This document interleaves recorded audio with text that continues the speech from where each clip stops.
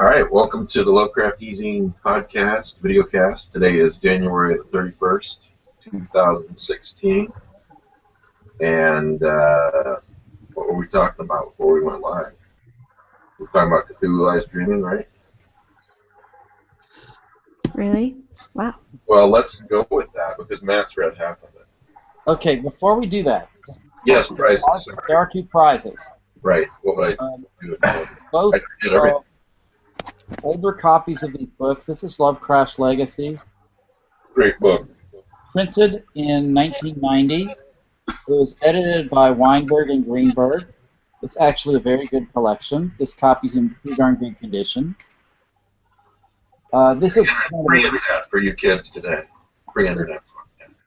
a reader's copy of Future Lovecraft from Innsmouth Free Press. Okay. No, I think that's the Wildside Press edition, isn't it? No, it's Innsmouth Free Press. Okay. Well, that's what it says on the front. The thing is, it does have a crease, not a through and through crease, but somehow this got bent up here at the front corner. But it's in perfectly good, readable condition. I think you had a great analogy for that one time, Matt. It was like complaining about the fact that Wi-Fi doesn't last the entire plane ride. You know. Anyway, those are the two prizes today.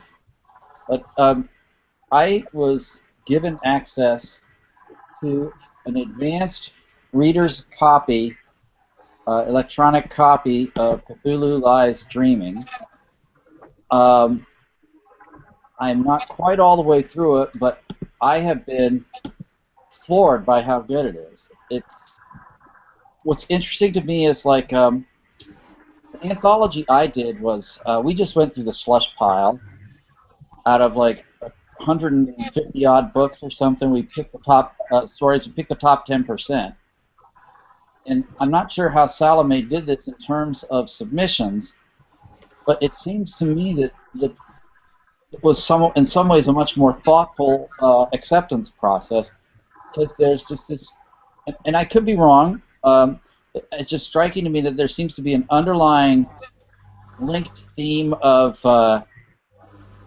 transformation or change, where something happens and then the world changes. Something happens, the protagonist isn't the same. Yeah, if you read the blurb on the back of the book or on Amazon, she articulates that really well, I think. Now, did you all ever read the Arkady Renko novels by Martin Cruz Smith? He wrote Gorky Park.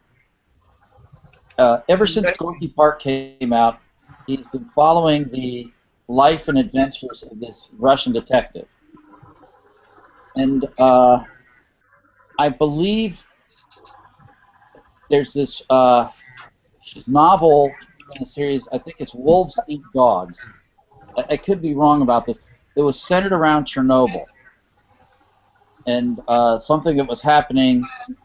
And by reading that, I got sort of interested in Chernobyl again and read all about the Red Forest and what happened that day. Well, there's a story by an author I was unfamiliar with named Lucy Brady, and the story is called The Star That Is Not a Star, and it is just superb.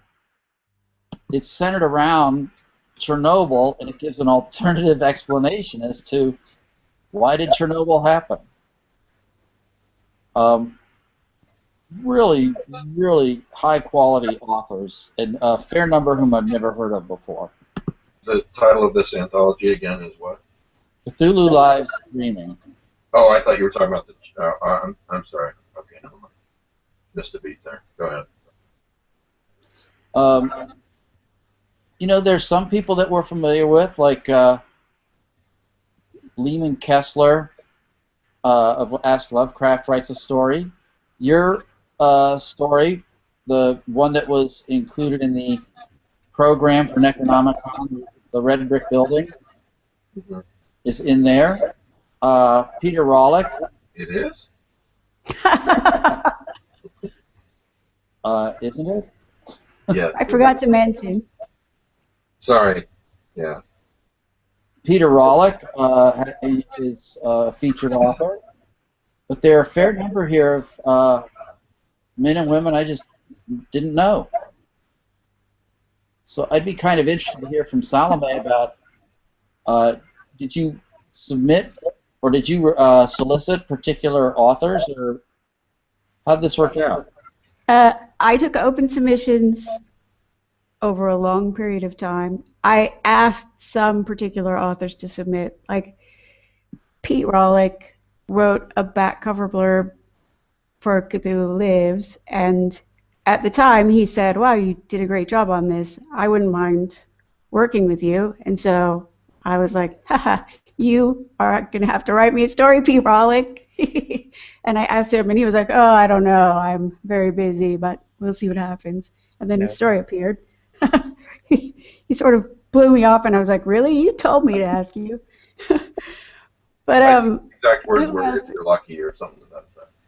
I also asked Mike Davis because I tried to ask him at the beginning for the other book, but I don't know, it just didn't come together. So I bugged him again. But most of the other people were open submissions, and some of them had stories in the first book, Cthulhu Lives, and like G.K. Lomax and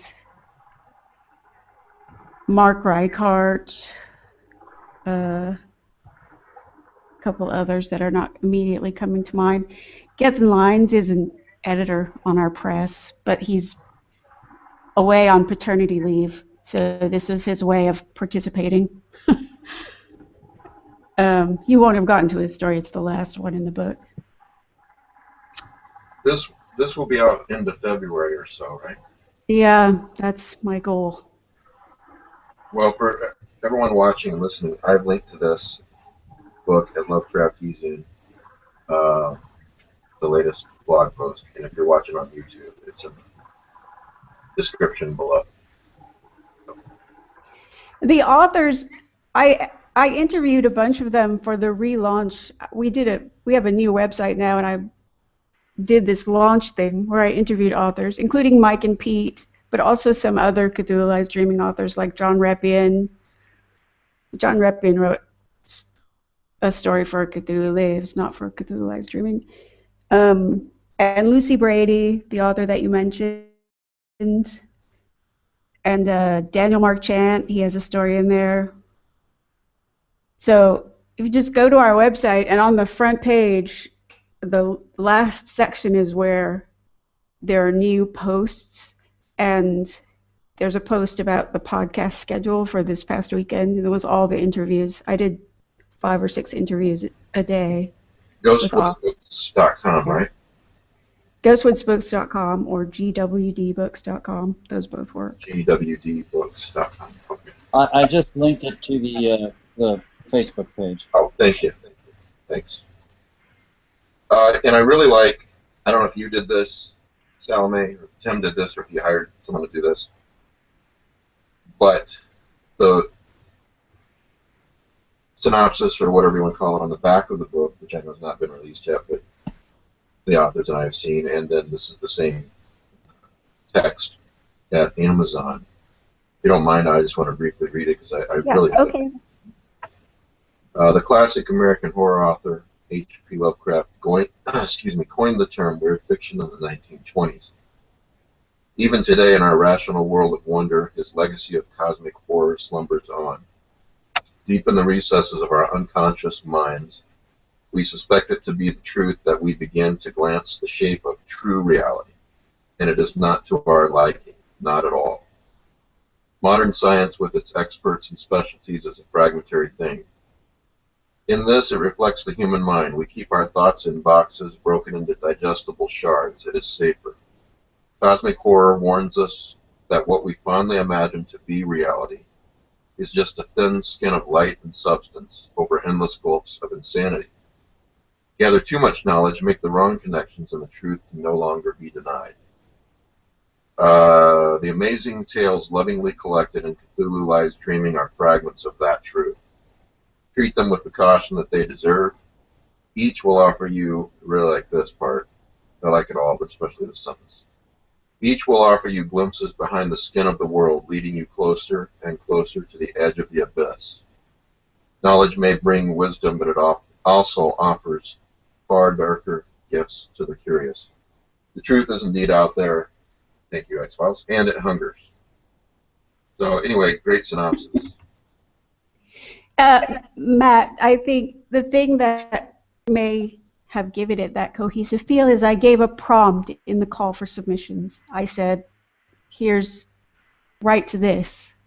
And so then I just selected the stories that most closely seemed to address the prompt. Do you remember what that prompt was, Salome?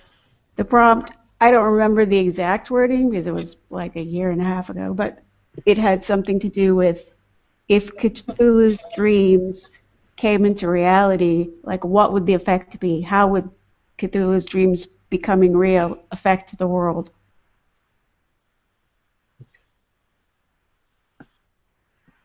Well, it's a great success. I really can't wait to get my physical copy.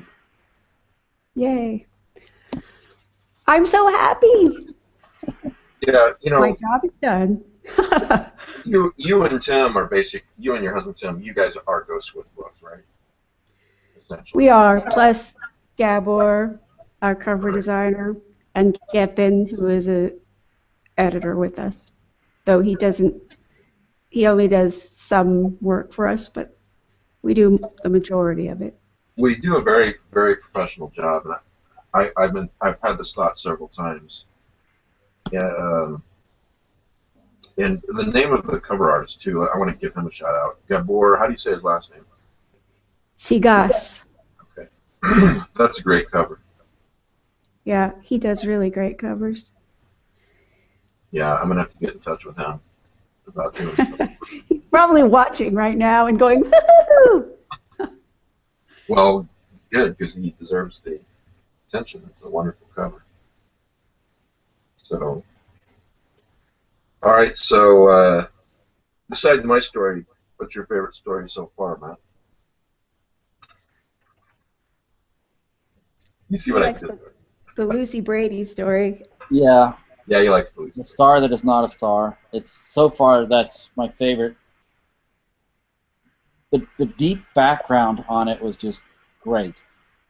You know, the story was compelling, but the deep background to make it real was just great.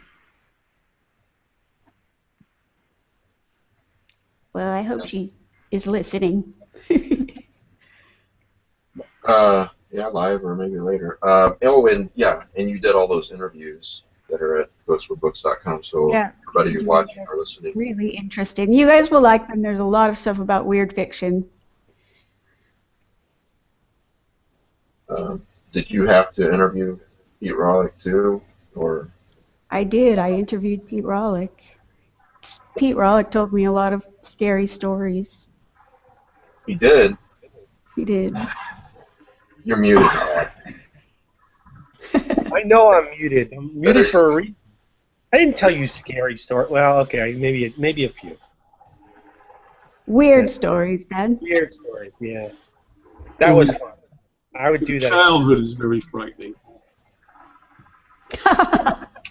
Pete's childhood is frightening. I'm gonna have to listen. Well, we all know about the car robbery incidents. That was more black comedy than actual. Yeah. He didn't tell me about that. Or the yacht with women. Okay. First of all, the yacht is in dry dock right now. Well, You I guys took should those. listen to the interviews. Most of them are about weird fiction in one way or another. I thought the audio interviews were a great addition. And so there's 23 stories in this book, right? Yep. So you can go ahead and go to Amazon and pre-order it. It does not show a Kindle edition right now, but my understanding is that there will be one there. There will be. It will come out at the same time as the print book. Okay. Good. Nice. All right. So I was surprised today. I was on Twitter for a second and saw a post from Chris Lackey, who apparently has a new film short film, sorry, Lovecraftian short film. The Ordeal of Randolph Carter is the title, and I've linked to it from the blog post. And it's like 4 or 5 minutes long, and I didn't know if it was just a straight adaptation at first, but then it gets funny. It's pretty good. It's great. I don't really want to say anything about it beyond that because I don't want to give away. Well, I won't say there's a plot, but it's funny. Let's put it that way. Chris Lackey and everyone involved, they're all very talented people. So anyway, if you don't know about this, you just went on today.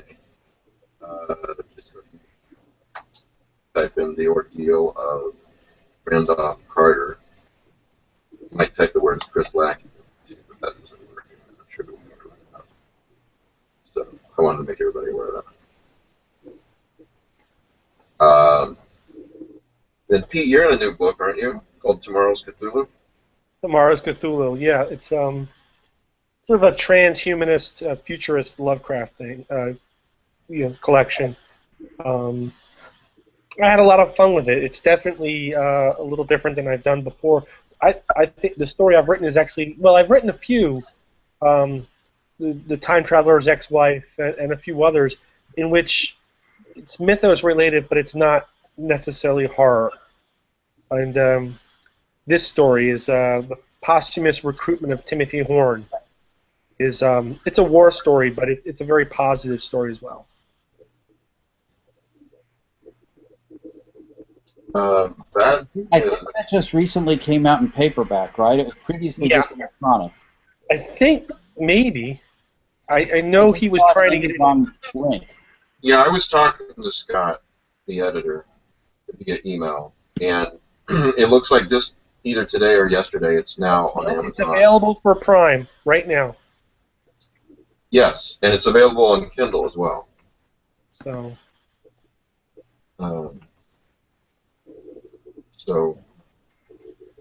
this is the dawn of post-humanity.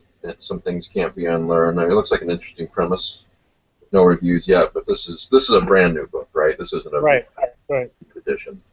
And I've read a lot of post-human and transhuman fiction, and I've really enjoyed it.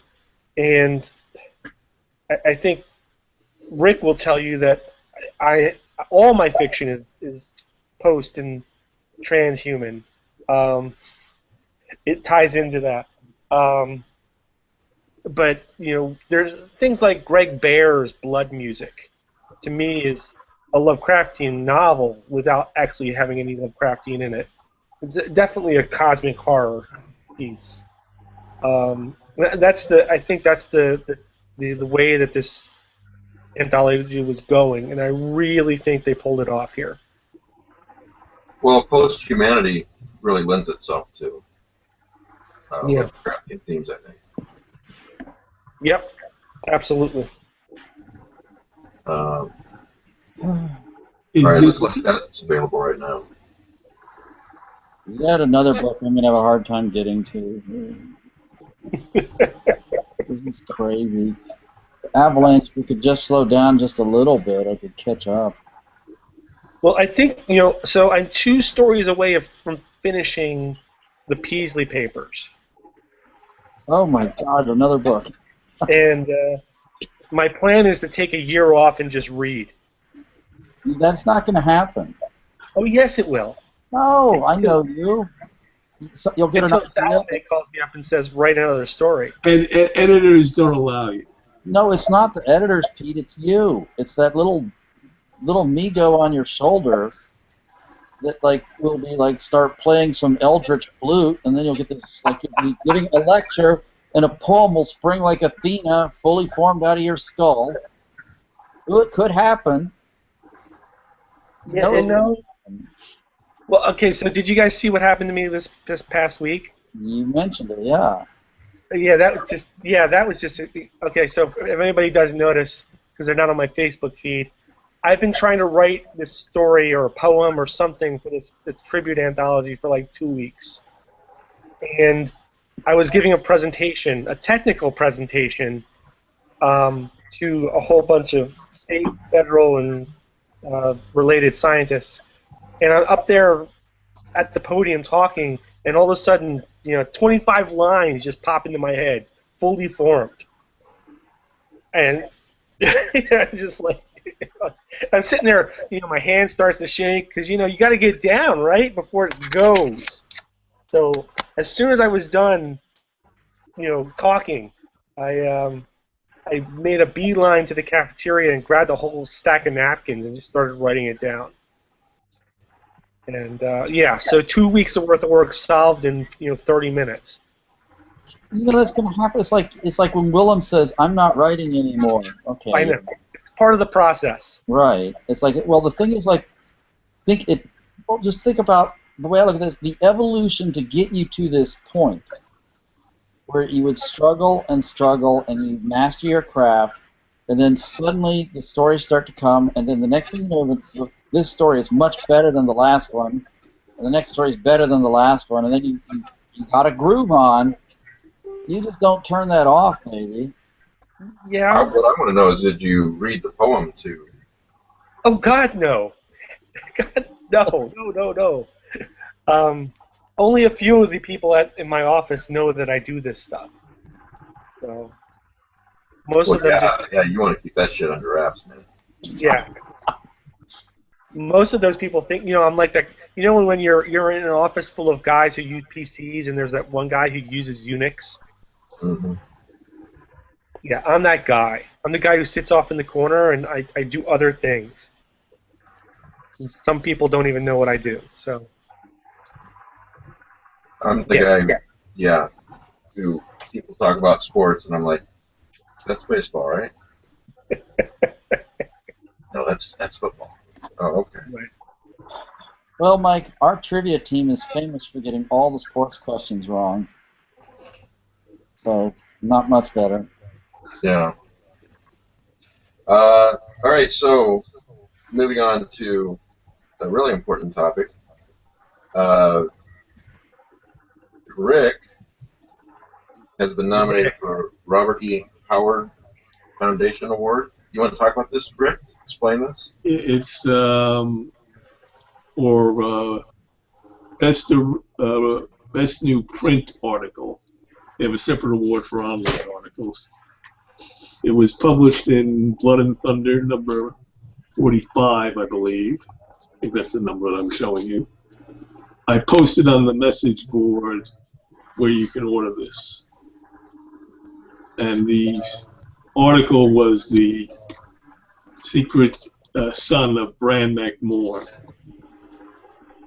And what happened, what I uncovered, I had actually sort of known this for some time, but I never researched it.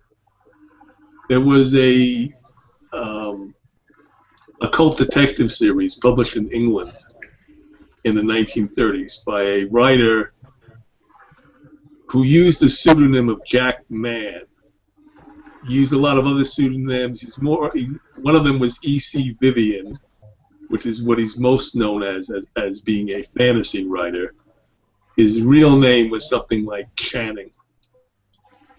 And P.S. Publishing just put a biography out of him called The Shadow of E.C.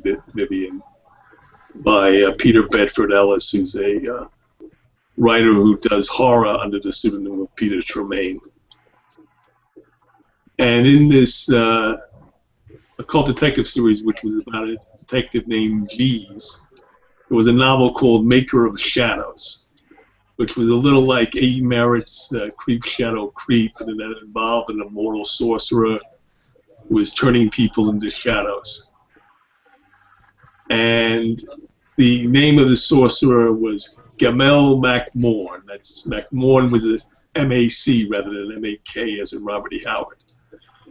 But if you read his background carefully, it's revealed that he is the son of an ancient chief of the Picts, which is the tribe that Robert E. Howard used in the Bran McMorn stories.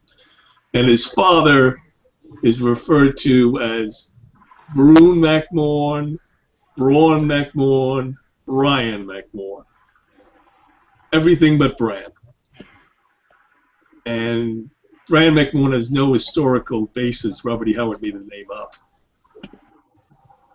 And Worms, and the mother of this sorcerer is a woman who is half human and half fairy. This sort of is like, but it's fairy like we was discussing last week in the Glittering World discussion with Robert Levy. Right. It's a non-human fairy. Well, in Worms of the Earth, Bran McMorn has an affair with a witch who's half human and half a member of this race called the Children of the Night, which are like these serpent-like troglodytes. And I said he must have read Worms of the Earth. And Worms of the Earth was published in the UK in a Keep Out the Light, I think was the anthology. It was part of the Not at Night series. Well, let's just mention that the award that he's up for is called the Hyrcanian Award, and it's a outstanding achievement in a scholarly essay. So it sounds like it's right spot on for an award category for you. Yeah, I was just thinking that. Yeah, great. The one problem, if you read the summary in Blood and Thunder, they market it wrong. They make it sound like a what Pete and I call the Watt Newton essay. Sort of like the essay that Nero Wolfe was the illegitimate son of Sherlock Holmes. What this is pointing out, a writer deliberately created a sort of disguised genealogical connection to a Robert E. Howard character in the 30s. Yeah, I'm assuming this is like a once-a-year award, or is this? Yes. They do it once a year. They have a different category for online articles. Mm-hmm. And they have other there are other categories, I think, for best scholarly book on Robert E. Howard. I posted the ballot. You also mentioned in your email, letting me know about this earlier today. I thought you could talk about this a little bit too, relating to Arthur Mackin's. Yes, well, the Children of the Night that Robert E. Howard created were heavily influenced by Arthur Mackin. Was playing around with this whole fairy idea that Robert Levy also used.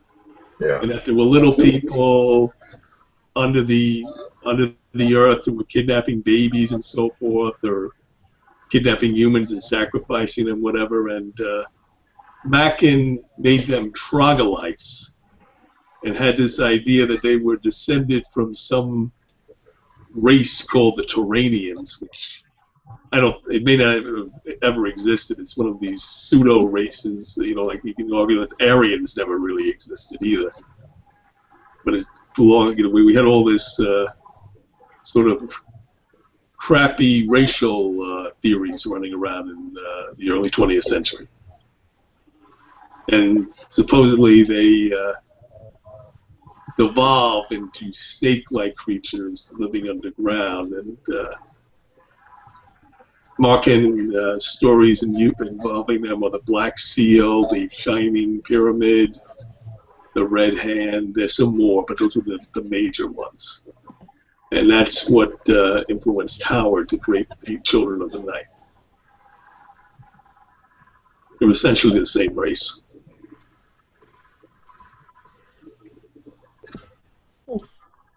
Novel of the Black Powder. I'm trying to remember, it's been so long since I read it. That was a Little People one too, wasn't it? The Black Seal. Sorry. The Black Seal. Yeah. Black Seal is these guys in Wales. There's a professor in Wales who's trying to contact these creatures, and it looks like they kidnap them, they probably kill them. Yeah. And there was another. I would guess. There were two ideas. If you look at Robert E. Howard's fiction, when he was first playing around this idea, he was going to make. He wasn't using this Turanian idea that Mackin used. He was using an idea that the Picts were actually the little people, but they were just like little dwarfs, the troll-like dwarfs living under the ground, and they were kidnapping children. And he may have gotten that from a story called No Man's Land by John Buchan, who's most famous for writing The 39 Steps, which was an espionage thriller that was made into a Hitchcock movie. But there was, in England, there were all these ideas floating around about benevolent fairies under the earth. A Scottish writer started that in, I think, the 18th century. In a serious book, saying that there really are fairies out there. One of these exploited nonfiction books. We were writing them even back then. Evil hobbits. All right. So when do they decide the winner on that? Just out of curiosity. I think it's at they have an annual Robert E. Howard convention, which is in the summer, and it's definitely going to be by then. Okay. Well, congratulations for the nomination. Who are the electors? Do they like have a jury? I don't know how the voting process goes. I think everybody. I think the way I think foundation members vote. So and there are different levels of foundation membership. So I'm not sure if it's the lowest to the highest, or if it breaks at a certain point. I just read that, okay, now what's going to happen is members of the foundation pick the top 3 people in each category, and then all members vote on the final ballot. So this is the preliminary ballot. Right. So you got to make 2 cuts, buddy. Yeah. If you need us to go crack a few knuckles, tell us. Bust a few heads. Yeah, I'm right behind you, Mike. What's nice is that we think of this scholarship as just something that is esoteric, and Rick and I have gone down some rabbit holes on this stuff. Yeah. But then you see what Matt put out this week, the announcement that Leslie Klinger has been tapped to do a 2nd volume of the annotated H.P. Lovecraft. Yeah, great news, by the way. Yeah, that's wonderful. And I agree, but it is this kind of research that Rick is being nominated for that those people will rely on to do those kind of annotated editions. Obviously not this piece for Lovecraft, but for other things in the future. And without organizations like the one that's nominating him, or the Esoteric Order of Dagon mailing group that does some original research, we wouldn't have the sources and the documentation that we need to produce big books like Leslie's talking about. Yeah, that's a great point. They don't spring out of a vacuum. No. Well, what really helps this research is if you have letters of the writers. So we got a ton of Lovecraft letters. We got a ton of Robert E. Howard letters. Right. And I'm finding stuff as I'm getting into writing articles that are just amazing, and helping you confirm. You come up with a theory, and then you got it automatically confirmed by the letter. I have 2 theories. One is that there was actually a breakout of Haverhill fever. I want to say Haverhill because in my neighborhood there's a town called Haverhill, but in Massachusetts the town is actually pronounced Haverhill. So before Lovecraft wrote the Dreams in the Witch House, there was an outbreak of Haverhill fever, and Haverhill fever is actually a rat bite-borne fever. So, and it's a slow fever. It can last for weeks to months. So, if you look at that and you read the newspaper article and then you read the Dreams in the Witch House, it's kind of inspiring.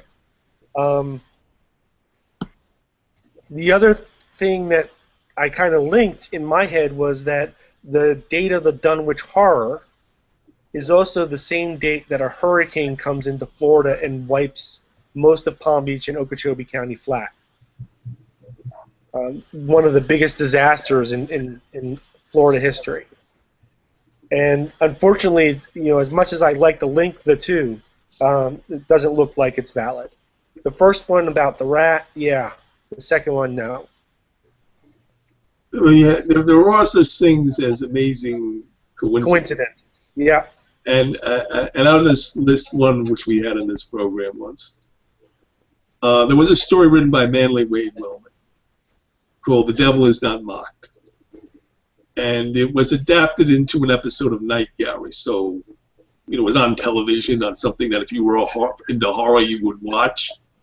And basically, it's the Nazis occupy Dracula's castle, and Dracula is not amused. Right. And when the keep came out from F. Paul Wilson, I said, this is somebody taking this idea and expanding it, because it's a very, the adaptation on television is pretty much a short story. It's only like about something you can do for 5 minutes.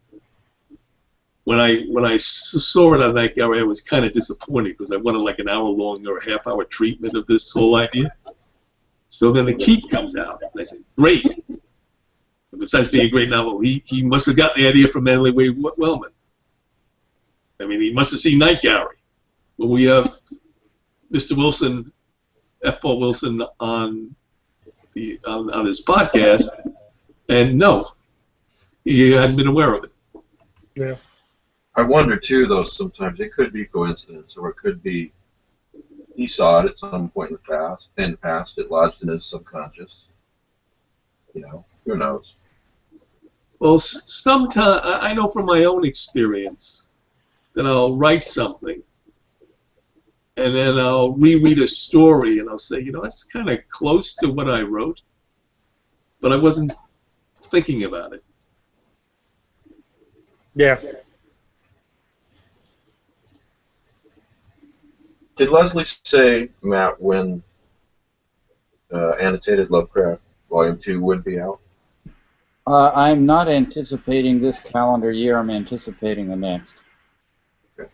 I will look on his webpage again and double check. But it was like he just got the go-ahead. Then he made a list of the stories he was going to include. Well, when we had him on, you were wishing that there were more stories. Well, yeah, because the things he left out The Outsider, Yeah, which is one of my very but he was adamant that he wouldn't do Volume 2. Right. Yeah, I remember that. So, And how many times has Willem quit writing? Well, no, we all said, never say never. I don't think Leslie thought there'd be that high of a demand for it. So Yeah, he may have gotten a huge advance. Yeah. But it was an inevitable. Look at the reception for the book at that point. Everyone, I heard no negative about the book whatsoever. Everyone thought it was wonderful. The only negatives were what Matt just said. Oh, geez, it's too bad this wasn't there and that wasn't there. There was demand for a second one. It seemed an inevitability. Yep. So this is great news. yeah, he was on Coast to Coast AM talking about it. A month after that, by the way. But that was about the Sherlock Holmes thing, right? Yeah. Was it? I thought he was talking about both. Okay. There was that lawsuit going on at the time Right. about Yeah. copyright. Yeah. Yeah. And see, that it's a funny thing because I have the first 2 volumes of his annotated Sherlock Holmes, and it's clear that that's supposed to be a 3-volume set because the sideboard, the spine forms a silhouette of Holmes, and you need the 3rd volume. And I just don't think he has the rights to produce it. I'm not sure. Let me see. I think that's where the lawsuit came out. I have my set has 3 volumes. Yeah, never mind. I'm just wrong. I'm a moron. I just haven't found it yet. Well, I'm in the bibliography of that, but I can't find the footnote that mentions me. If I am mentioned in the footnote. Huh. Matt, you sent me an email, and you said something along the lines of wanting to use talking about Rick's reward as a springboard for talking about, quote, to discuss the feasibility of Lovecraft awards. Do you want to explain what you mean by that? Yeah, I don't even know this. This is just musing, okay? We're not making any promises. Sure. But, well, I printed up on the eZine website earlier today. As far as I could tell, Laird Barron has gently corrected some of my stupider mistakes. Those stories or authors of Lovecraftian interest who have received what we might consider major awards: the Hugo, the World Fantasy Award, the Stoker, Shirley the Stoker Jackson. Award, and the Shirley Jackson Award. Those are like, in our area of interest, those are like heavy-hitting awards. And, of course, if you think about the World Fantasy Award and what slice of world fantasy is Lovecraft, even more so, what is the current popularity of Lovecraft himself amongst said jurors?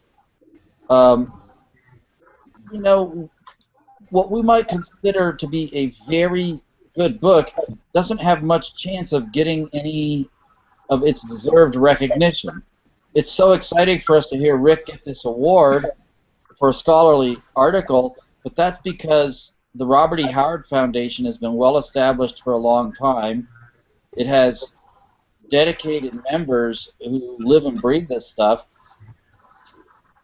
and they look for these things, and then they have their own specialty awards that recognize the people who do well in their field. Because another thing that you'll notice is if you kind of look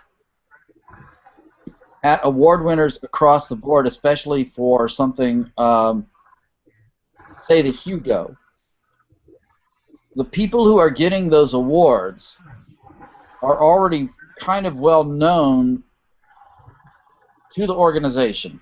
So Charlie Strauss doesn't just write the laundry novels. He's a well-known author of different kinds of science fiction. Elizabeth Bear, Shoggoths in Bloom in 2009, but this is not her main focus of interest. So Right. No, it's not. it's not that I'm not saying that Equoid was not a fine novella,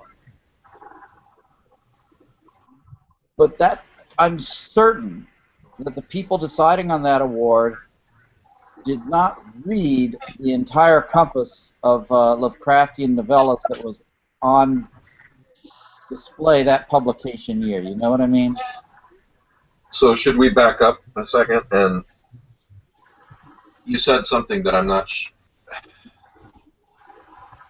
You said you seem to be expressing the opinion that Lovecraftian fiction may now be less popular, let's say, with the world fantasy.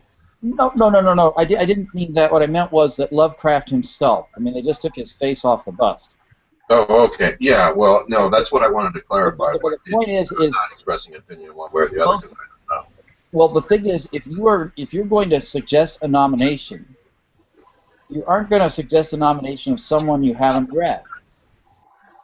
So, because the volume of fantasy written each year is so vast, the chance that something Lovecraftian percolates to the top is not very often. If you'll see, most of the nominees in the World Fantasy Award were in nonfiction categories, I think, or at least that was my off-the-cuff impression. So the question becomes, if we wanted to have an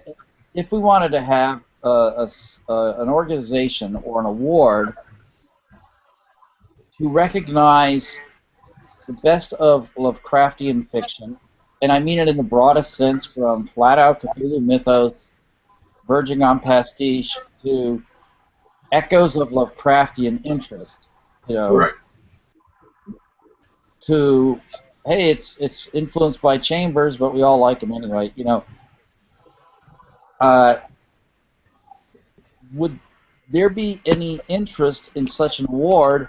And then how would you accomplish it? Because who's writing? It's Jeff Vandermeer is writing the next weird fiction anthology, right? He's the editor. Am I right? I know about the weird. I don't know. I don't think. Here's best weird fiction. Who's the editor? Oh, that's Michael Kelly. Michael Kelly. Yeah. But sure, that's different than, say, before we Lovecraft. go down, before we go further, let me just make a correction. Yeah. What Matt's talking about is Lovecraftian fiction winning science fiction and fantasy awards. Correct. There are a lot of Lovecraftian authors or Lovecraftians, the authors who would consider themselves Lovecraftians, who win major awards. Larry Niven is a Lovecraftian big fan, and he's written some Lovecraftian fiction, and he buries Lovecraftian references in his fiction. Right. Okay, that's an important distinction. I hear you. All right. Arthur C. Clarke, Harry Turtledove, Joanna Russ, Elizabeth Bear, Cherry Priest. They've all won. Oh, Marion Zimmer Bradley wrote a whole series of Lovecraftian novels. They were romance Lovecraftian novels, but they were still Lovecraftian. You're talking about the Light series? Yeah. She also wrote sort of Chambers-like science fiction, even though I haven't read it. She used some of the names. Yeah. So there are writers who dabble in this field who have won major awards. But it's not for that work. Absolutely, you're absolutely right. You're absolutely yes. And it would be nice to be able to say that, like, the best writers in our field, or someone who, like, steps up to the short story plate, knocks it out of the park. You know they're never going to be considered for a Hugo. Well, there's You the can't say first that as route an is something absolute. like the first route is something like Michael Kelly is doing with weird fiction.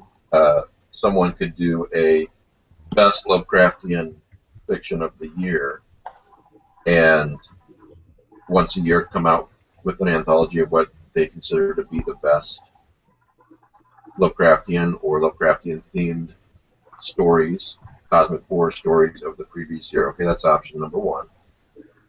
Another option would be what you're talking about, Matt, actual awards for books, novels, short stories, and so forth. Another option would be something, I'm not sure how important it is. I guess to my readers it maybe is somewhat important.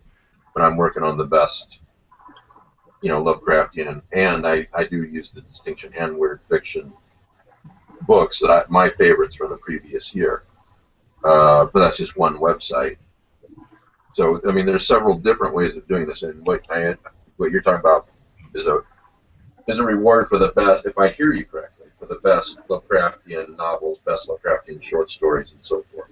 Well, it would be nice to have such a thing. I just don't know who would be willing to, like, create such an organization, and then Okay, how do you? all right. First, Because you just started with the perfect opening.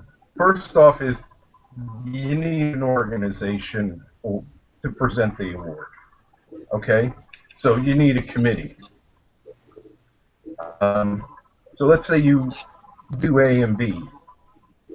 All right.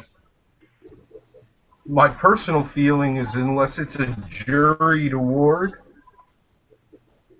I mean, if it's voted by the membership and you're the most popular guy, we've all seen that type of thing before. Yeah. So This a winner is the problem potentially I have with a lot of awards. Right. You need a jury because you need you can't buy votes that way.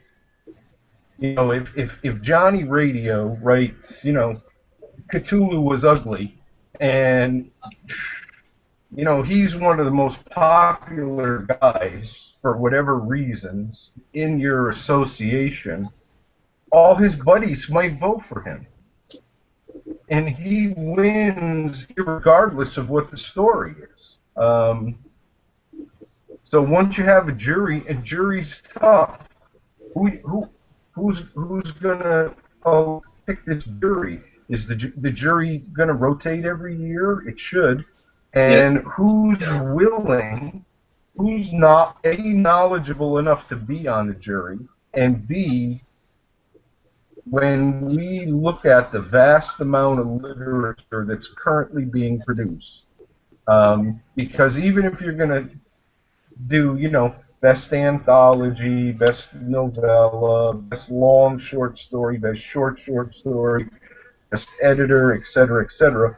Are we dismissing fan fiction or lesser pastiche, or are we gonna give that some kind of somebody from that wheelhouse an award?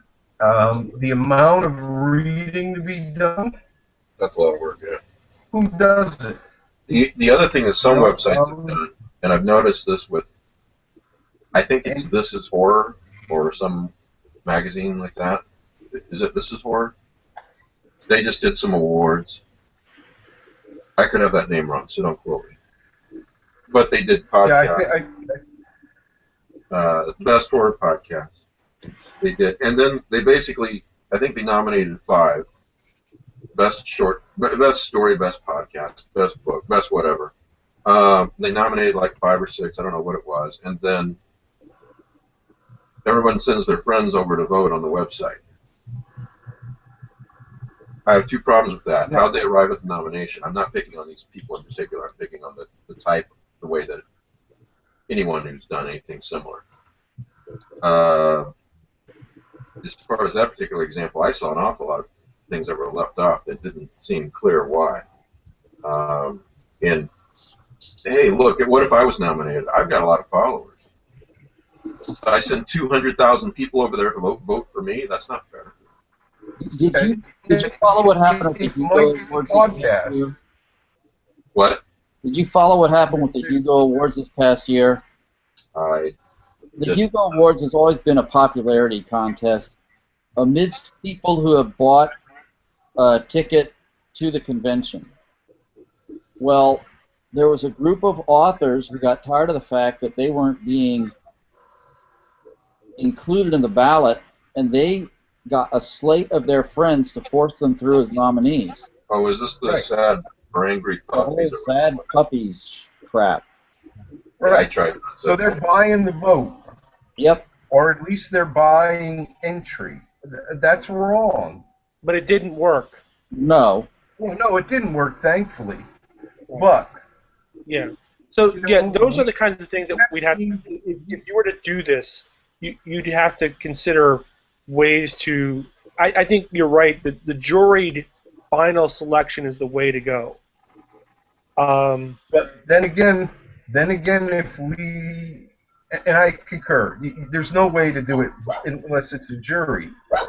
But who is the jury?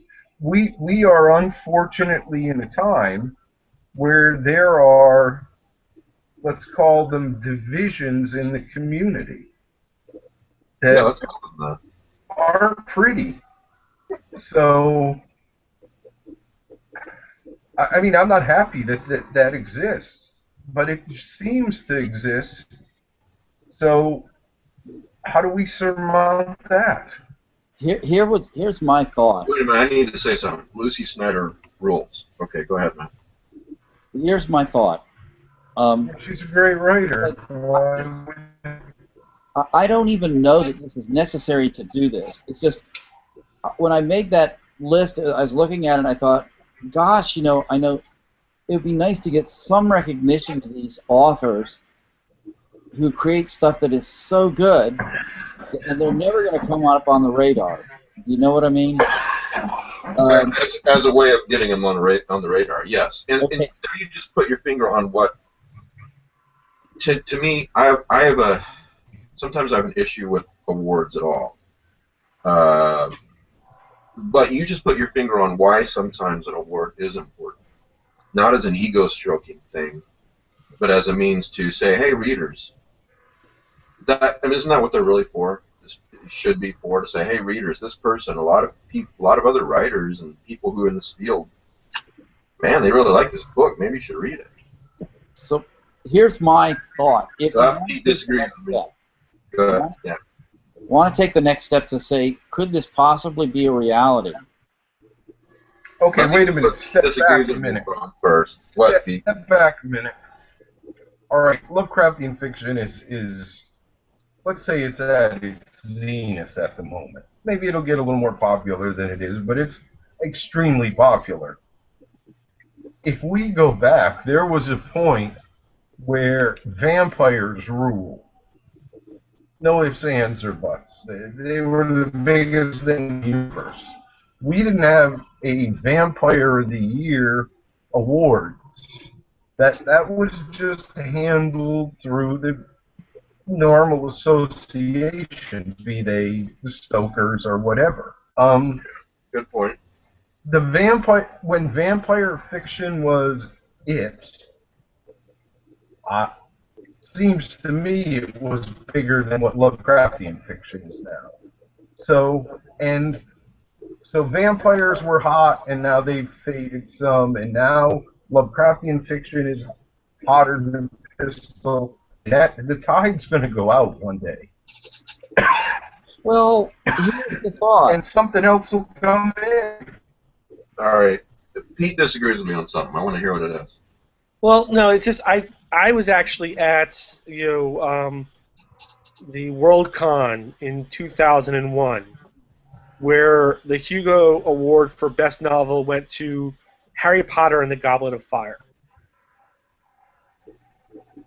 Okay. So if we look at just looking at J.K. Rowling, she's won the British Book Award, the Locust Award, the Hugo Award, the Bram Stoker Award, the Blue Peter, the Hans Christian Andersen. So it doesn't work. The theory that the award is there to promote authors who you wouldn't normally hear of doesn't work. Well, no, I'm not saying it works. I'm saying that's the way it should be. Pete, that was a popularity contest vote there.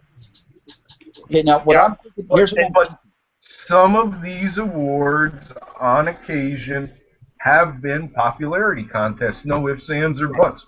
We've seen it more than once over the past. Yep. Okay, so let me get to my thought here. If we want, I'm not even saying we should, but if we want to make this happen, the next step would be to approach Niels Hobbs and make this part of the Necronomicon convention. Yeah, well, that convention's every other year, so how? Yes, right. So you have. So wouldn't the first thing to decide would be, is it better to do awards or is it better to do, say, a best of? Of course, that only works with short fiction, but right. Still. Right, and then you have the issue of artwork, graphic novels, chapbooks. Well, I don't know. So you're going to have a lot of categories, but first off, you need a committee to do this. Who are you going to have on the committee? And yeah, okay, we're going to change the jury every year. But, so let's say we're doing this. Who's your jury? Could we get the Justice League? Yeah. Pete, were you going to say something? It should be the Avengers. No. We're going to have to part ways on that. So let me also make another correction.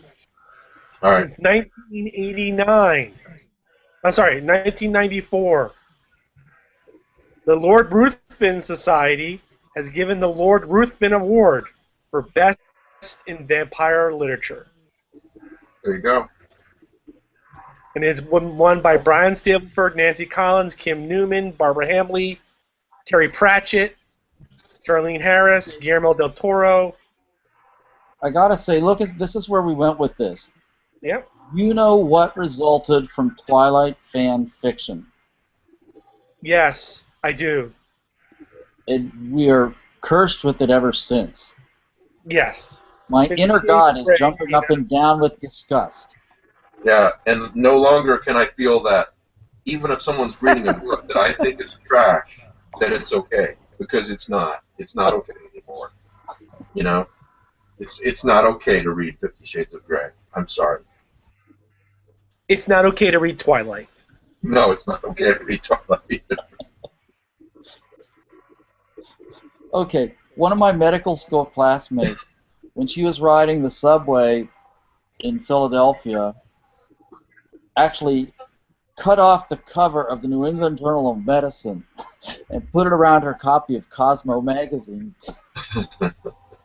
So when she was riding on the subway, it looked like she was reading the New England Journal. I do the same thing with Twilight. I'm sorry.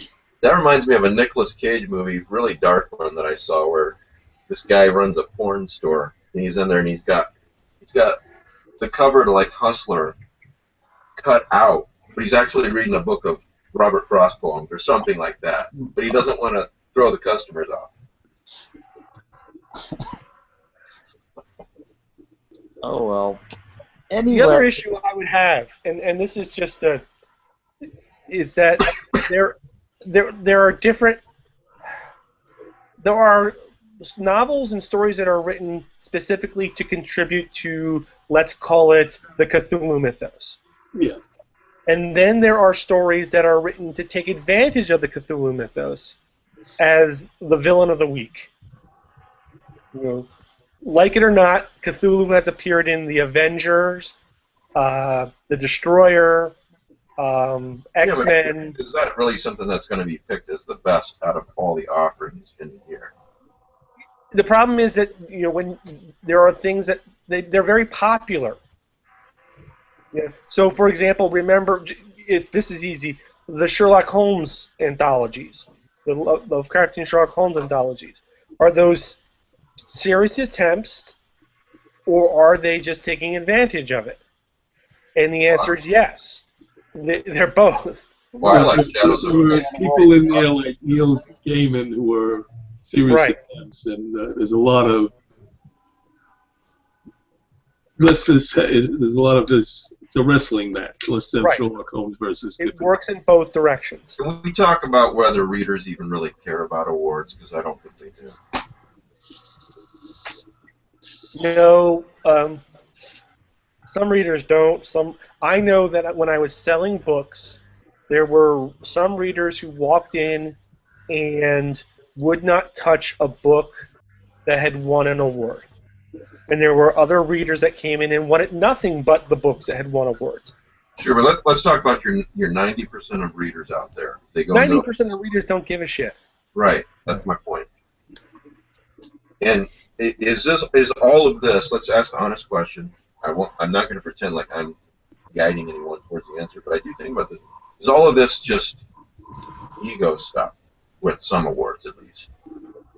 Well, the thing is, Mike, my view is, okay, I'm not up for any such award. It's like, I just really wish that the wider readership out there had some inkling of the wonderful stuff that's happening in Lovecraftian / cosmic fiction these days. And it's a, how do you get, what's your avenue to do that? It's like, People But who I don't think read they do. You know, you have everybody from John Langan to Gemma Files to Caitlin Kiernan to Laird Barron. You can just tick off names who bring up Lovecraft, who have written a Lovecraft story, or stories that tip their hat to Lovecraftian themes, or perhaps are actually a Cthulhu mythos story. You have all kinds of brilliant, wonderful, popular writers who are not opposed to Lovecraftian fiction. They talk about it. They have talked about it. They don't shy away from it. May not be the first subject they bring up, but it's out there. You know, a lot of people, you know, we were just talking about F. Paul Wilson. You know, we're aware that, you know, he's not shy about Lovecraftian fiction. Ramsey Campbell. Ramsey Campbell is a brilliant, super popular. He's won every award in the universe multiple times, deservedly so. He's not shy about Lovecraft. Matt, are you saying your goal the here is word to gets get out Lovecraft? there.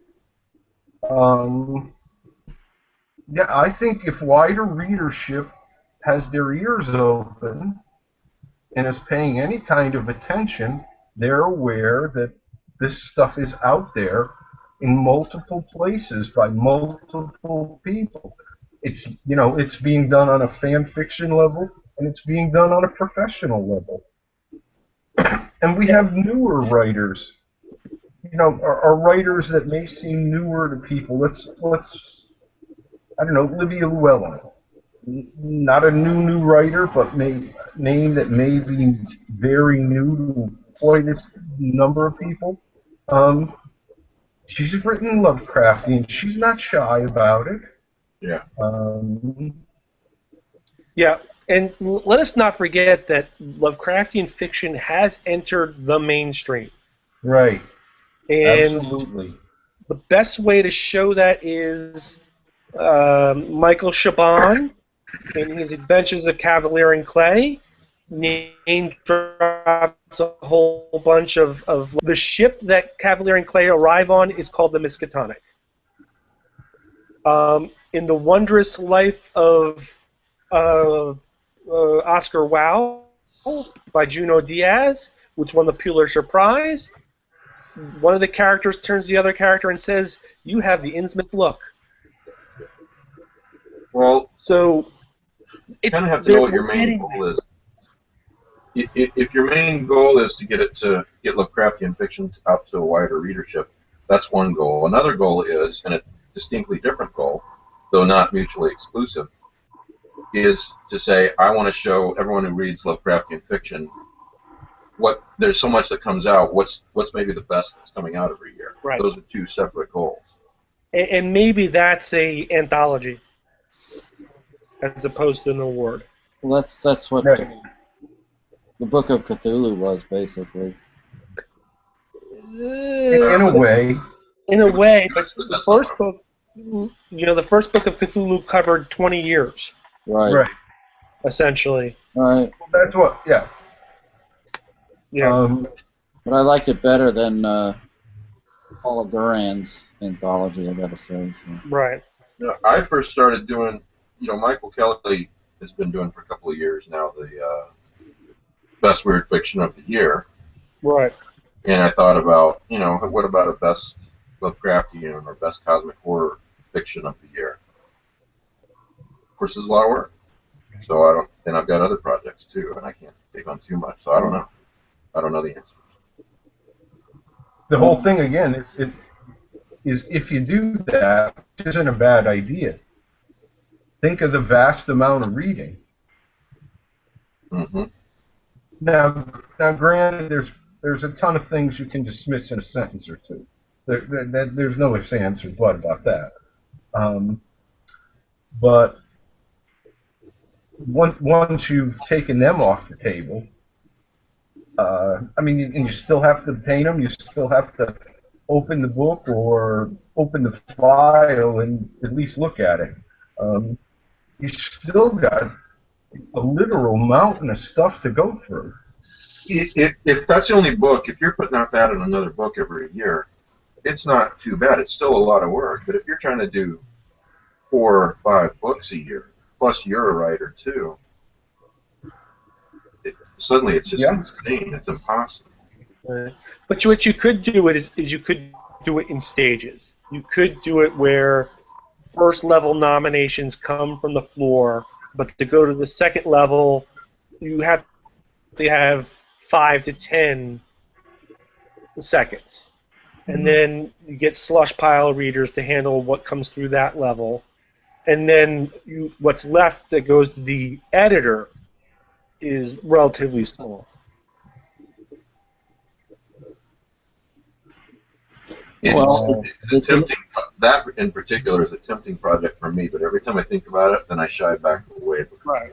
It still requires an organization to do it because you have to have, essentially vetted people who are willing to, one, nominate people they want, who think that have produced quality work,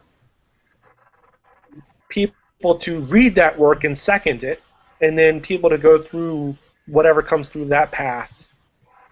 And you all your readers have to be widely read, and their taste has to be wide. Right. I'll pick on 2 of us.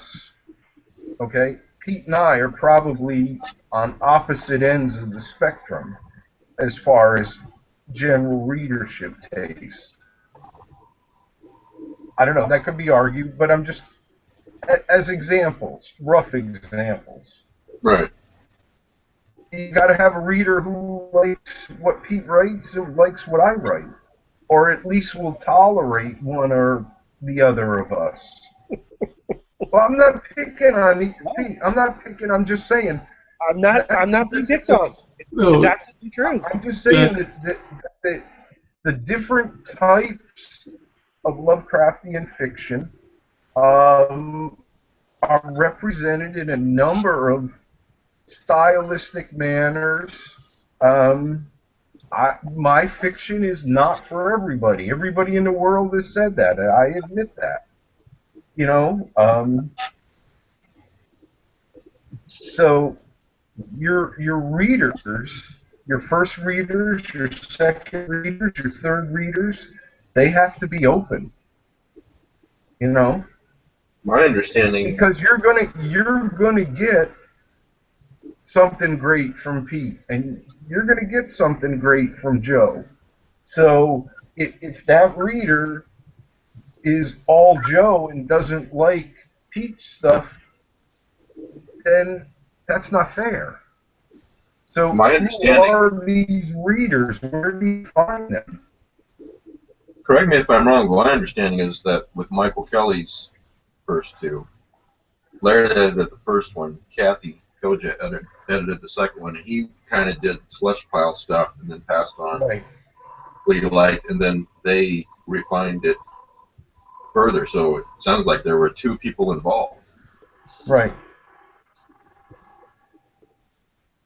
But I think what Joe is raising, and it was sort of hinted at a little bit by Matt, is he may need different categories. Because Pete is more mythos-laden fiction than Joe. Joe is the bulk of Joe's output now falls into the Lovecraftian category as opposed to the mythos category. Joe occasionally does. But I'm also talking about narrative style. Yeah, that's true too. There's so many variants when we approach this. There's all right. The other thing too is Pete is a natural storyteller. Pete tells you a story. Willem sometimes, me sometimes, other people, it's all atmosphere. Yeah. You know, so again, that reader I'm talking about needs to, your average reader wants somebody like Pete, like Joe Lansdale, a natural storyteller. They don't want an atmospherist who isn't concerned with the narrative. Um, there are people out there who complain about Ligotti saying it's all atmosphere and no real story. And that's a whole other can of worms, how wrong they are in my mind. But there's one little tiny part of me that goes, okay, I understand what they're talking about. I don't agree with it, but I understand it. So all I'm saying is that 1 or 2 or 10 readers, however many readers we got that are sifting through, who the hell are they? Who is that open? When I look at the Lovecraftian community, like I said, there's divisions.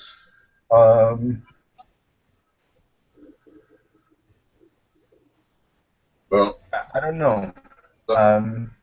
both the awards and the best of, all of it sounds like wonderful ideas that are like a lot of wonderful ideas I either have or come across and think I should do that. And then my second thought is, that's way too much work. I don't have the time, even though it's a brilliant idea. Right. Well, there you go. It's like that's the thing. The REH Foundation probably has a dedicated core membership, and they rotate the responsibility, I'm sure. But I really don't even know that there's. I don't know that there's a need to do this, a desire to do it. But right now, we don't even really have a context. Yeah. Well, and the other thing is, Joe's edited books. I've edited a book. It's a time suck. And you have to decide, are you going to create something this year? Are you going to nurse something this year? Or are you going to consume something? And when you commit to doing something every year, then you have to do it every year. Right. And when you're wearing a couple of hats, one of the hats has got to. I read less than I used to because you're producing. I'm producing and I'm editing. I have less time. When you're working on a book that's got 20 contributors, and Pete's edited a book now, he must have gone through this. One email can produce many emails. Right. And somebody's got a question, and somebody wants to double check something, and Yeah, the other issue is that there's the business of being a writer or editor. It just doesn't. It took me, I don't know, 10 days to get back to Mike with a signed contract for Autumn Cthulhu. Not because I don't want to sign it, but because everything else becomes more important. And you have a day job. Yeah, I have a day job. And the other thing about full-time writers. The other thing about that too is, though, I don't care that it took 10 days. A lot of people, they send you an email and they have a question or they ask for something. They think email is like they've got you on the phone. Right. And, they think it's instantaneous. They're not cancer here. There's nothing here that's an emergency, people. Right. What they don't understand is that, Facebook messages, you might have got 32 today, and you may have 108 emails, and, 10 of them are really important, and 13 are, I got to get back to them quick, and Mike, because you and I are both ill a lot. bam, you're not good today. There goes your whole day. You're in bed. You know, you get up, you look through, and that email has to be answered right now. But yeah, this email thing where it's like, I sent it to you, you should be able to answer me immediately. Right. Yeah, you know what I'd like to do with email and Facebook messaging? I'd like to take them out back and beat the shit out of both of them. And the other thing is I got this computer on my desk. It's my access. My phone is a little old-fashioned flip phone. I know it can receive text. I've never got a text. I don't know where in the phone to look for them. I've never sent text. I don't know how to send text. I'm amazed you don't have a cell phone. I thought you just had rotary dial or something. Well, you know what this reminds me of is that I have this idea that when the word processor was invented, writers looked at it and said, "Oh, thank God."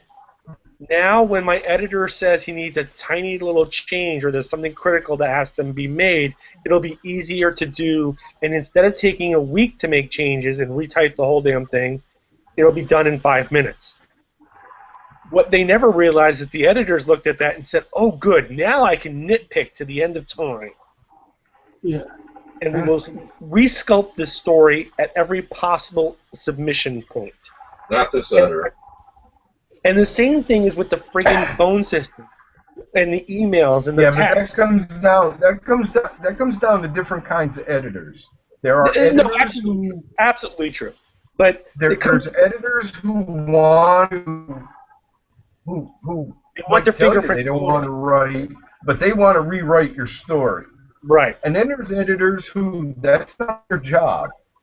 My job is, you know, if I find a horrible sentence, I'll tell you that sentence sucks. Yeah, I'll be politer about it than that, but I'll tell you flat out, it's like, you need to do something with that sentence, or I'll come across something and say, is this a typo? Did you make this up? Whatever. Or I'll say, I don't... Sorry, Joe, go ahead. Or I'll say, I didn't care for the transition on page 3, the second paragraph to the third paragraph. Can you take a look at that?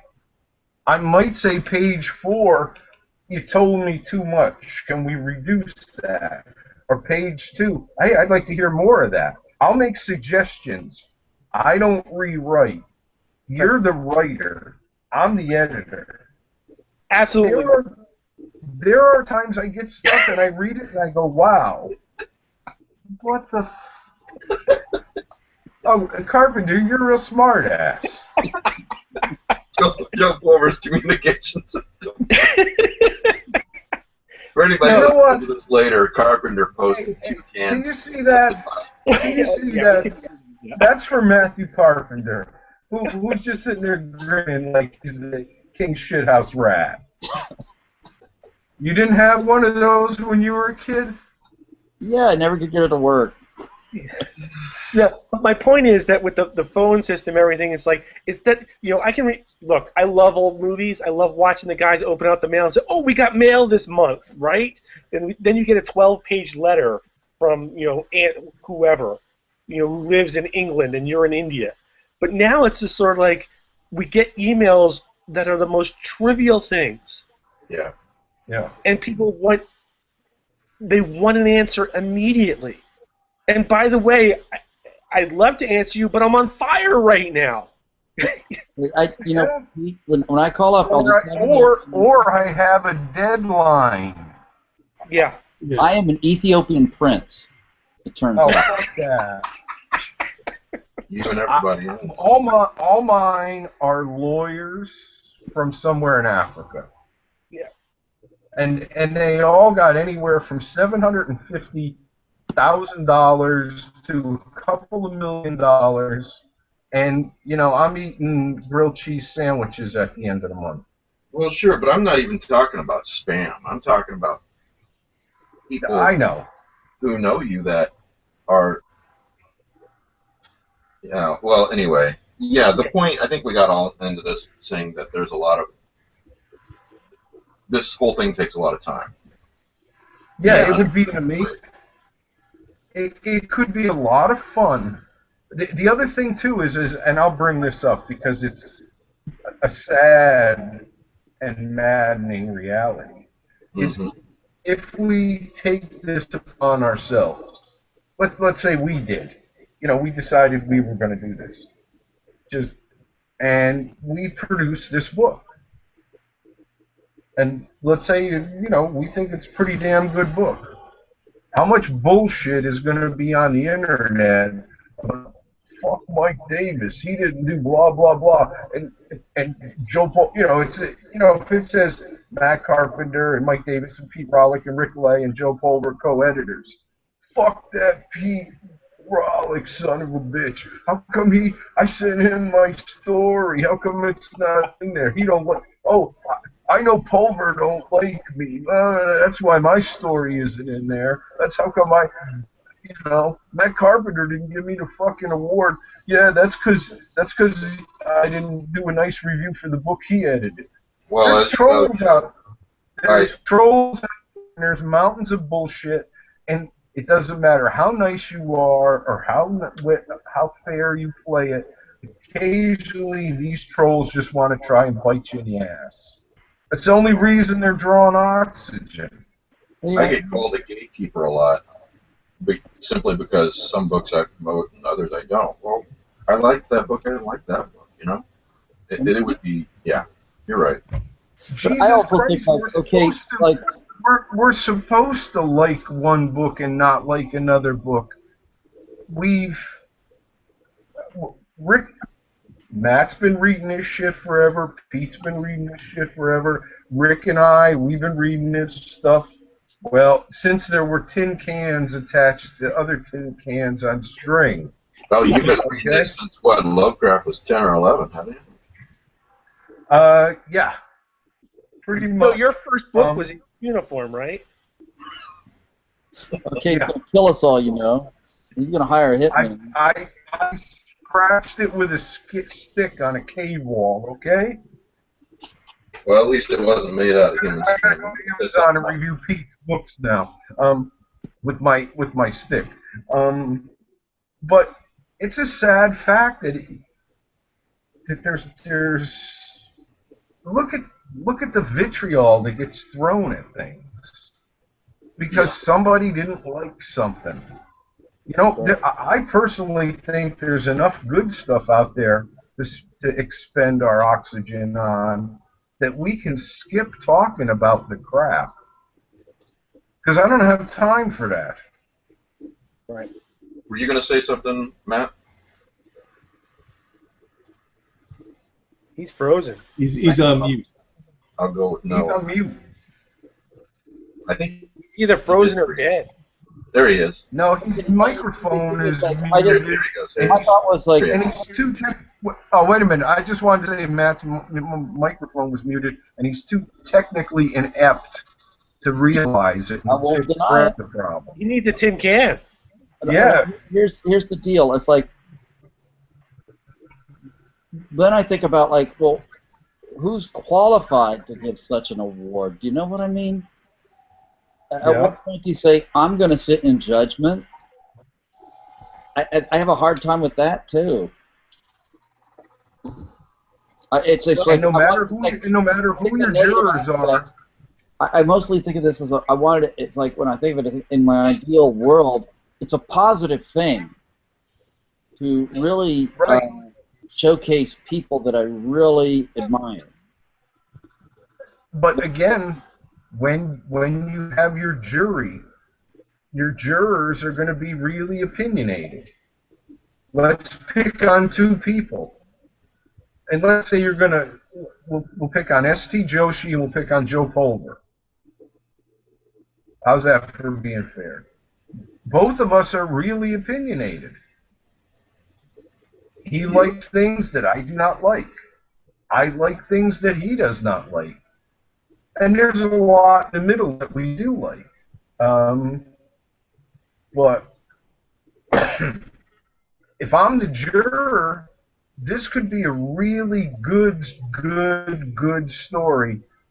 But if it's a King in Yellow mythos, if it's a Cthulhu mythos King in Yellow story, you pretty much better be Caitlin Kiernan or Laird Barron or Paul Tremblay or Gemma Files or Kathy Koja, because I'm probably not going to like it. Well, you're not on the jury then. Yeah. Well, I'm just saying I'm saying, who are your juries? If I was one, I'd bring all my biases to it. Well, isn't that the whole point of a jury, though? Everyone brings their biases, and so... It is, but there's going to be X amount of stuff that may not be fairly judged because of critical bias.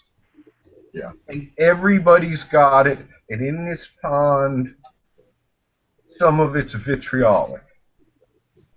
No. Well, let's call a spade a spade. Can't we all just get along? Yeah. I wish we did. Mike has been called some really foul names for no good reason that I can see. Well, there are some good reasons I've called, but not enough. Mike has been called. Mike is. Wait a minute. Let me go in here a minute. Mike Davis has been called things, and the idiots calling him didn't even have the subject right, because it wasn't Mike. There was a point where Mike was getting slapped around for something, and we're not going to go into what it is. And they were sending the shit to him, and I was the guy doing it. It had nothing to do with Mike. But they weren't paying enough attention to know that. So here's Mike, innocent as a 2-month-old who, drinks milk and sleeps and does nothing else. That's me. And he's getting shit for something he didn't do, and basically has no part of whatsoever. And if I did do it, I just want you to know right now that I blamed you anyway. Well, that's good. My shoulders are bigger than yours, asshole. So I understand that. Jesus. Where was I'm a lot older, and if you respected your old elders, you'd step in front of me and take the bullet out of respect. I don't. No, you don't. You have no class. And there you see it, ladies and gentlemen. Yet another. You know why I enjoy this show? It's not because of that. It's because on this show, Salome accepted. Usually wherever I go, I'm the oldest person there. On this show, I'm not. I'm the youngest. Okay, thanks, buddy. It's awesome. I thought Rollick was younger than you by like a year. Not by much, but he's older. Oh, okay. Well, you bunch of goddamn whippersnappers. What do you know? So, Matt, there's a fun guy in Yaga. Ladies and gentlemen, you just watched another facet of the Cthulhu mythos literature cleave apart from each other. That's right. That's right. Pete, this is why they watch. They make popcorn for this. Yeah. Absolutely. Some fun guy in Yaga has cool art. This is all I know. All right. We're changing gears now, okay? No more jokes about how old we all are, right? Okay. Now, the fungi from Yuggoth version we're all sort of waiting for is the hardcover coming out from Hippocampus Press that is annotated. It's been pending now for 20-plus years. This just came out in 2015. I do not know the provenance of the text. None of that really bothers me because I'm not one of the guys who's like assiduously reads for comma placement and word substitution. Anyway, this is Apophenia Press, okay, whatever that is, and the artwork. Wait a minute, can you say that word on a family show, Apophenia? I don't know. What does it mean? I have no idea. The artwork is by this guy named D.M. Mitchell. Hmm. And he writes, for example, this is, I'll put the art for Zayman's Hill. It's not that the artwork, he's trying to depict a specific part of a sonnet, but this is the art for Zayman's Hill.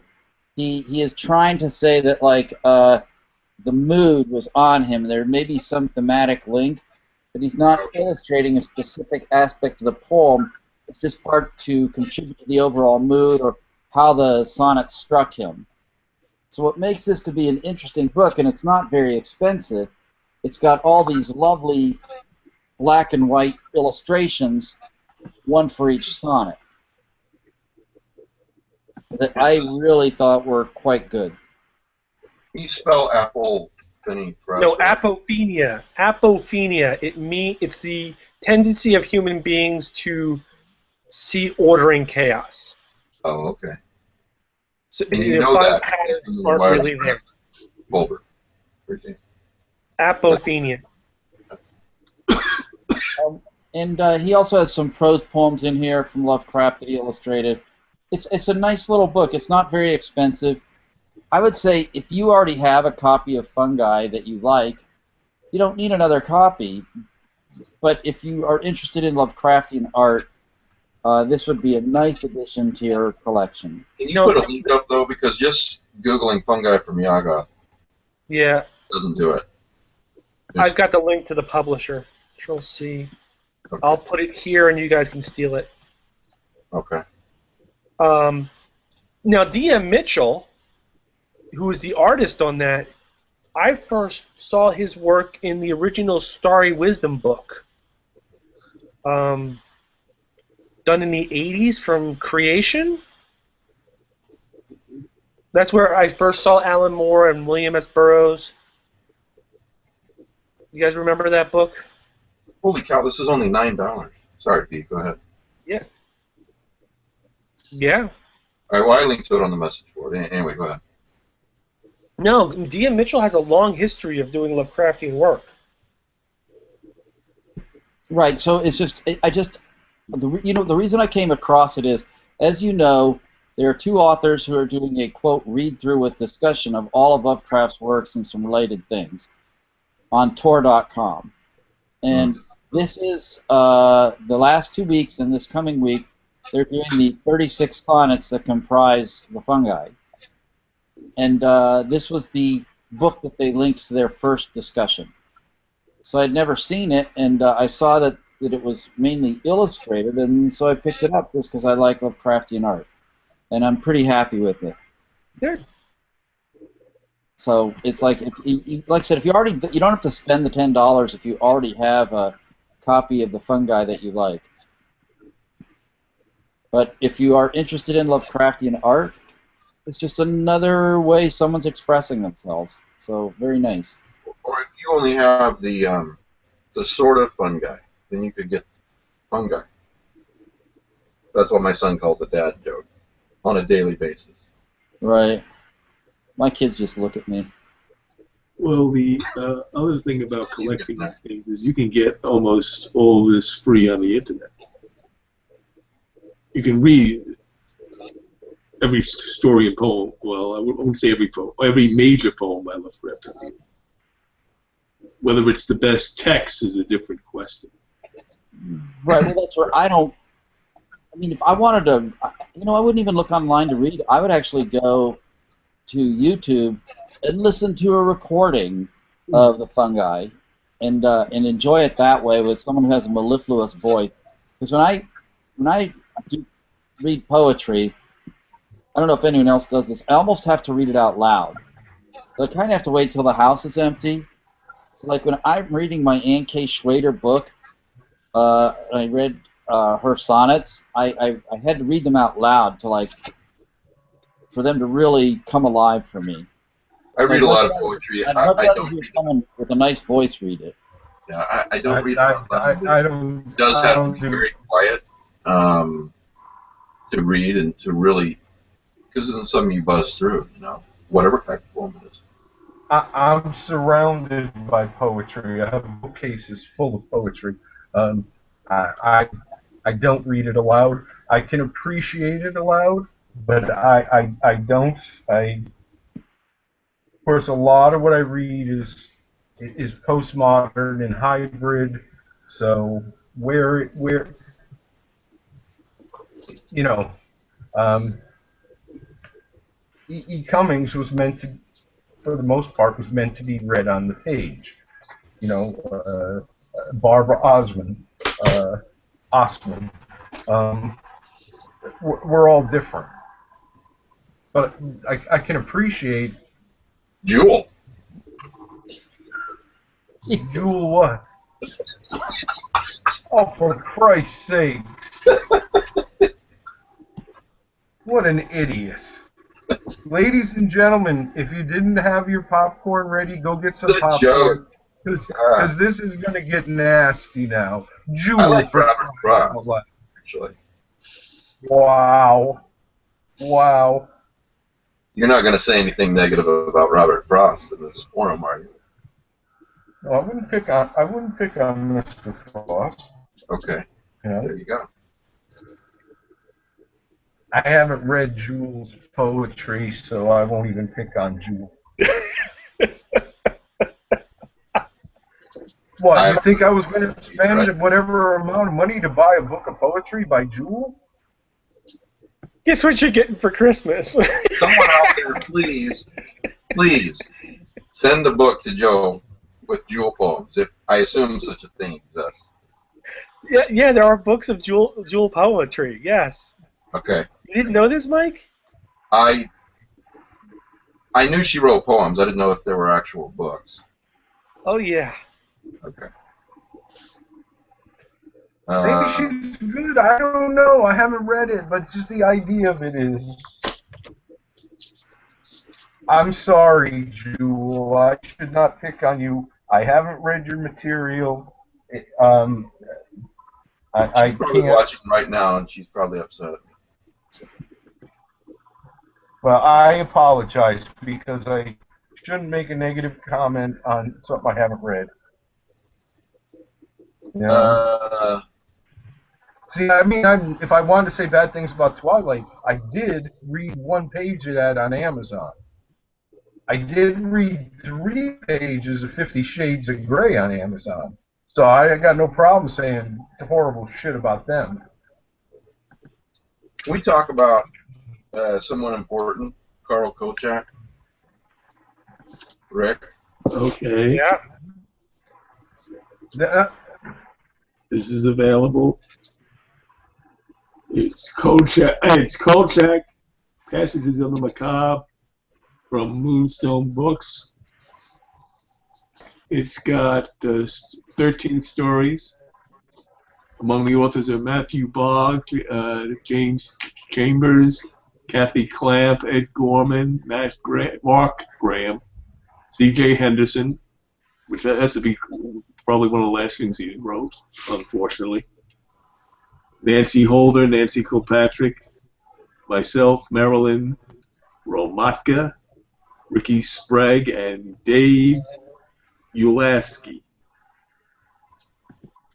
I wrote a mythos story, but that's the only mythos story in the book. There are some interesting other Kolchak stories in the book. Are they like general horror, like you saw in the 74 series? They vary. Okay. The first story, for example, which was done by M. Romatka and C.J. Henderson as, I guess, a collaboration. Maybe C.J. touched it up. Was a very, I liked it. It was a very different sort of Kolchak story.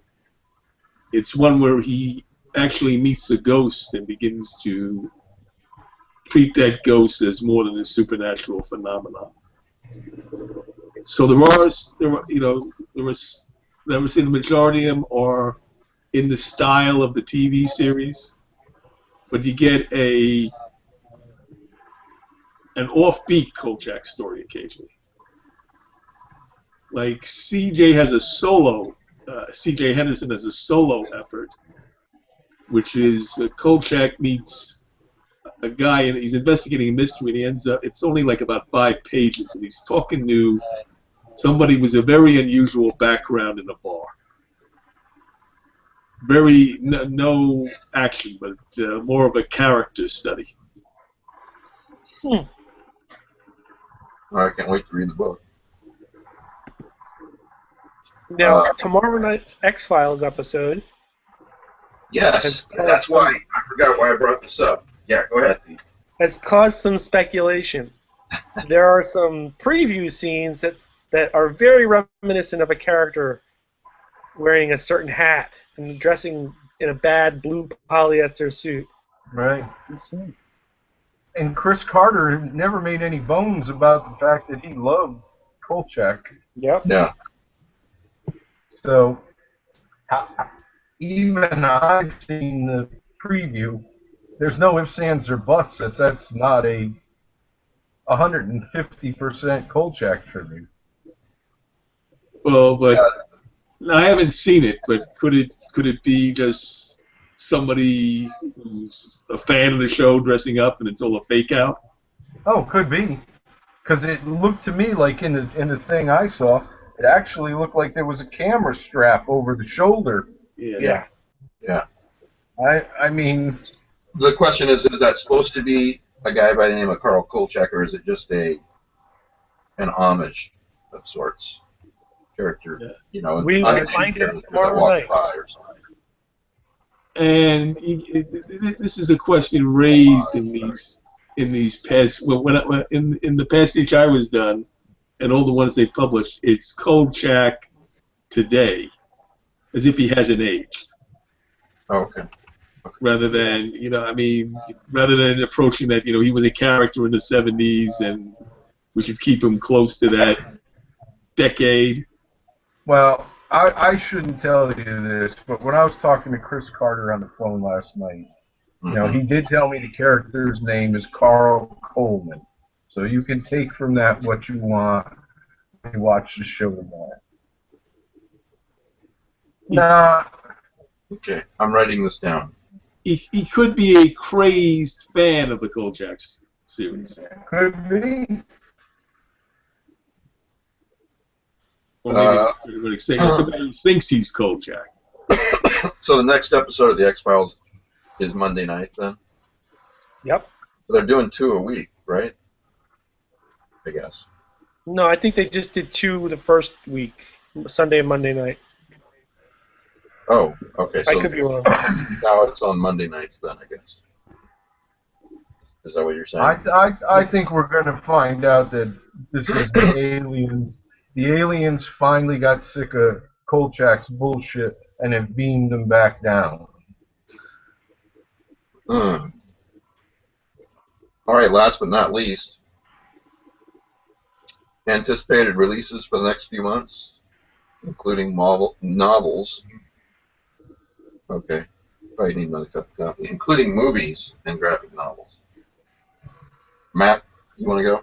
Anything? Well, I didn't really. I ended up spending the whole afternoon doing that application for that video game camp for my son, so I didn't go through the list. But there are a couple that are important. Yeah, that's fine. There are a couple, and maybe I'll just reserve this. You know what? It's already 6:49. I'm going to reserve this till next week because that's fine. I need to put some thought into it. You wanted to know the status update for Autumn Cthulhu? Absolutely. Everything's Congratulations going to the well. great Kickstarter, by the way. Oh, thank you. Because I had a lot of people who shared and gave the fundraiser. All the behind-the-scenes stuff, contracts, all that stuff, that's done. Waiting on a couple of stories from S.P. Muskowski and Robert Levy, of course. Those were the... who was my 19? Oren Gray, sorry. Well, I am really tired. And Oren Gray. And what a coup, Matt, what a coup to get those 3. Gosh. Yeah, thanks. But Oren, he's a really big fan of Halloween, too. That's why I chose him. I mean, there's a lot of great writers out there for that. that's why I went to him. I went to SP as a stretch goal because she wrote that book that you gave me, Matt, at Necronomicon, Halloween Dreams 2, I believe was the title. SP has I don't know if you know this, but SP has a story in there. Yeah. And it's really, really great. Great atmosphere. And and then of course Robert Levy. I feel fortunate that he said yes because as you said, Joe, he doesn't do a lot of short stories. Yeah, he's Or amazing. hasn't. So Amazing. I think those three will be great additions to the book. I'm waiting to get the stories back from those three people, and shooting for March or April, sometime around in there. Fantastic. Nice. So, and if it sells well, maybe we consider the possibility of an Autumn Cthulhu 2 in a couple of years. Well, the other thing is maybe this model will serve to help the eZine put out other high-quality anthologies. You know? Yeah, that's at the back of my mind. Yeah. Yeah. Yeah, Mike's been talking about that for a long time. And he's already started. I mean, look, you know, Sea of Ash and whatnot. Mike's already started, to do this type of thing. So. Oh yes, and speaking of that, I did announce this, but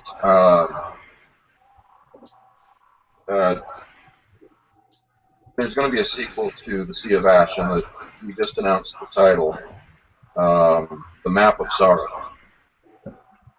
I know, I saw it, I shared it. Yeah, that'll be out sometime, probably 2017, sometime next year. Scott's working on it. And then I'm doing a Jeffrey Thomas collection. I don't know if I mentioned this. That'll be out this year. Yep. And that's titled, we got a title for that now. There's some new stuff, and there are some reprints that are hard to find. But it's called The Endless Fall. Endless Fall. Jeffrey Thomas. Cool. This is great news. Yeah. So I'm excited about both of those things. Monetarily, financially, and anthology-like, Autumn Cthulhu is more challenging than these other books. So I don't have to do Kickstarters for those.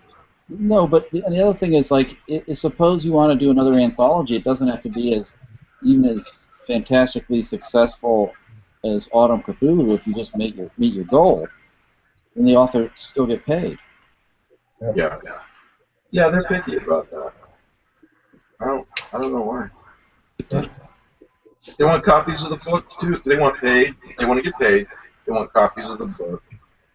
I don't know. Well, we'd like you to come over and wash our windows too, but you don't want to do that. Sure you would. You know. All right, guys. Well, thanks for being on. Oh, we got to give away books, right? What do you got? Can you tell us again, Matt? And then we'll be done here.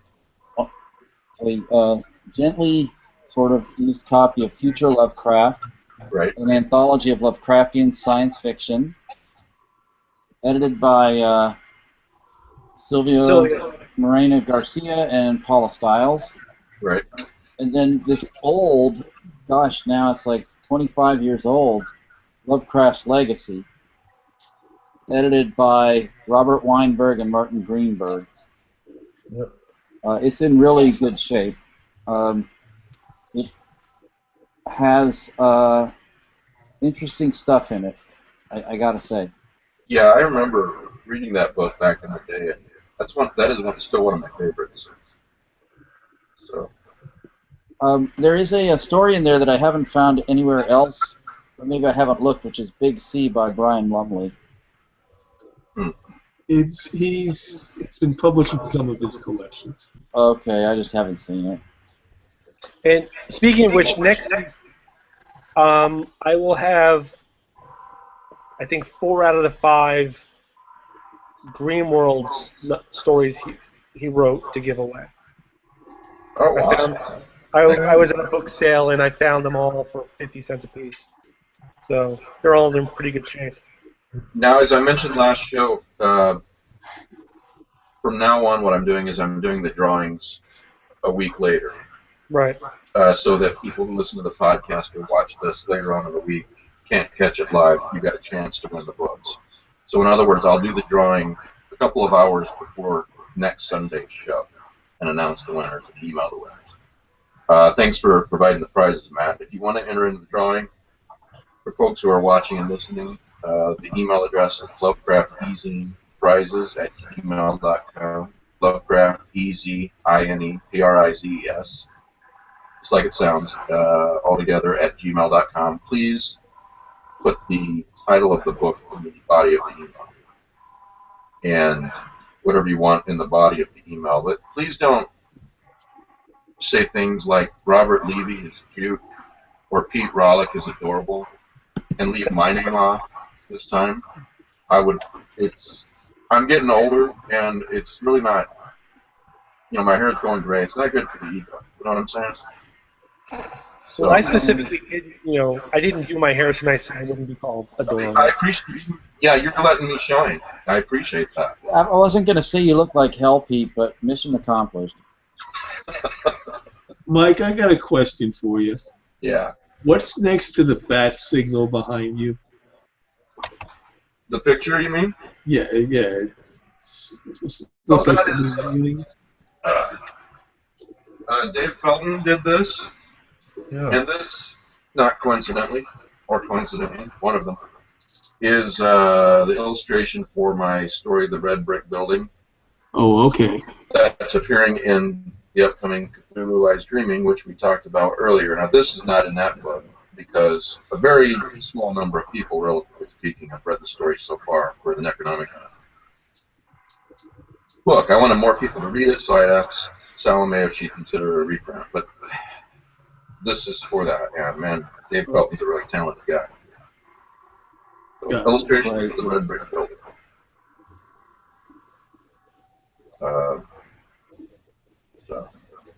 And Dave Felton is the guy who did the alternate cover for Autumn Cthulhu, too.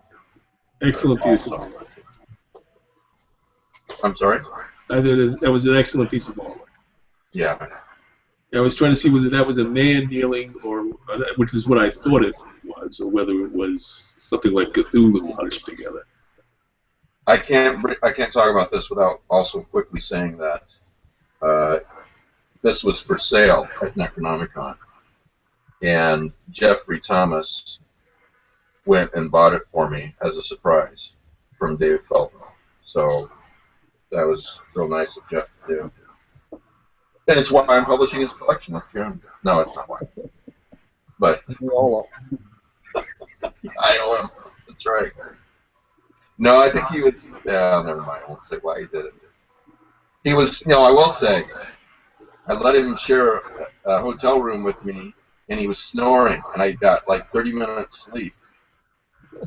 So that's not why he did it, though. He did it because he wanted to. So anyway, everyone, thanks for watching, and guys, thanks for being on the show, and we'll see everybody next week.